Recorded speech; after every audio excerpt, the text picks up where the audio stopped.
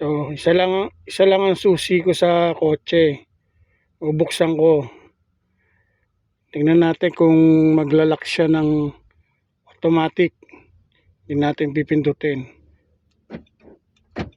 Ayan, binuksan ko na. Ayan, nakalapag doon.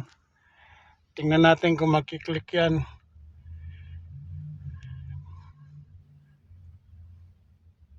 Hintayin natin.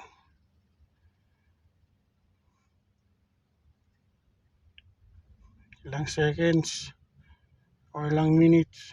Wala pa. Wala pa. Wala pa rin. Hindi ko hawak yan. Nandoon yung ano. 1 minute na. Hindi na nagparamdam.